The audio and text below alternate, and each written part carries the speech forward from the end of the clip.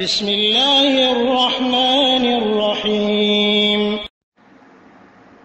আরেকদিনই বোন জানতে চেয়েছেন, শেখ ডিভি লটারি কি হারাম? মানে ডিভি লটারি বলতে আমেরিকা যাওয়ার জন্য লটারি হয় অনলাইনে, পুরো ওয়ার্ল্ড থেকে ওরা লোক নেয়, এইভাবে কি কাফের দেশে যাওয়া জায়েজ? এখানে দুটি প্রশ্ন, যে এ প্রকার লটারি কি জায়েজ,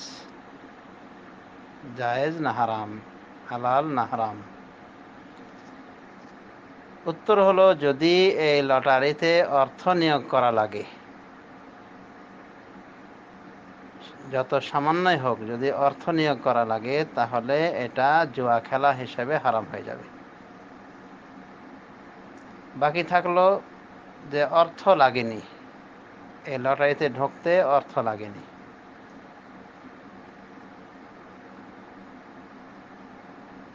এবং এই লটারির ভিত্তিতেই কেউ আমেরিকার পারমিশন পেয়েছে যাওয়ার, এটা যাওয়া বৈধ হবে কি হবে না? বিধর্মী দেশে ন্যাশনালিটি নেয়া, এই স্বার্থে যাওয়া হারাম, মুসলমানের জন্য এটা বৈধ নয়। বাকি থাকলো কাজকর্মের দায়ে যদি যেতে চাই,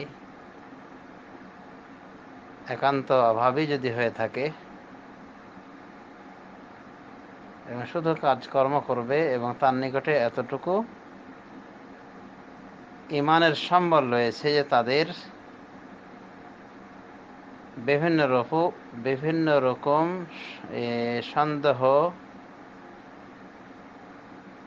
ইলহাদ, নাস্তিকপনার অমানিসা থেকে সে রক্ষা পেতে পারবে, মানে এরকম ইমান যদি থাকে, তাহলে যাবে। অনুরূপভাবে এমন নিয়ন্ত্রণ যদি থাকে তার ভেতরে, যার মাধ্যমে সে শাহাওয়াত থেকে বেঁচে থাকতে পারবে, অর্থাৎ কুপ্রবৃত্তি থেকে, যেমন জেনা, ব্যভিচার ইত্যাদি, হারামে লিপ্ত হওয়া ইত্যাদি থেকে নিজেকে যদি কন্ট্রোল করতে পারে, তাহলে যেতে পারে। আরবিতে এই দুটিকে বলা হয় শাহাওয়াত এবং শুবহাত। মানে কাফের মুশরিকদের পক্ষ থেকে যে সমস্ত শুবহাত পেশ করা হয়ে থাকে, সন্দেহ আল্লাহ সম্পর্কে, রাসূল সম্পর্কে, ধর্ম সম্পর্কে, এই সংশয়গুলির জবাব যদি দিতে পারে সে,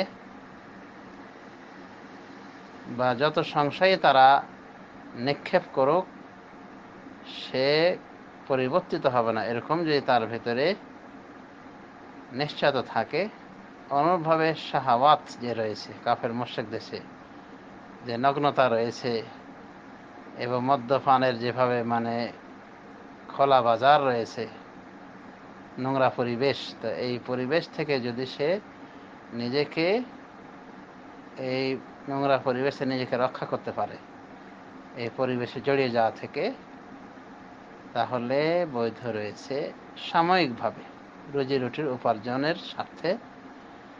অনুভাবে ওলামায়ে দ্বীন এটাও বলেছেন যে যদি এমন বিদ্যা যেটা বিধর্মী দেশ ছাড়া অন্য কোনো দেশে পাওয়া যায় না, এবং এই বিদ্যার প্রয়োজন রয়েছে মুসলিমদের, তাহলে এই জাতীয় লোক কেবল সেখানে যেতে পারবে।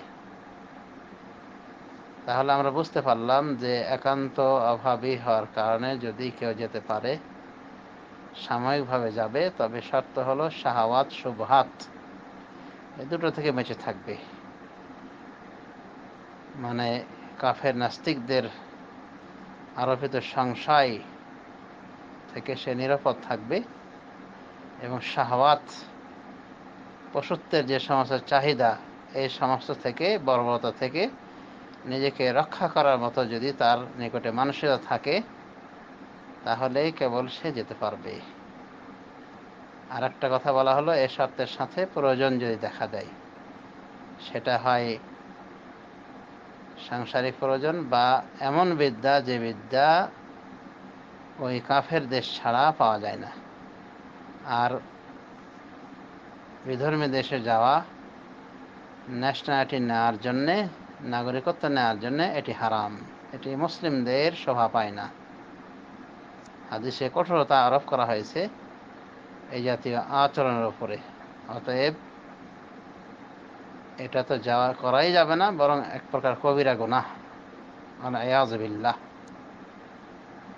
আশা করি প্রশ্ন উত্তর হয়েছে। ধন্যবাদ।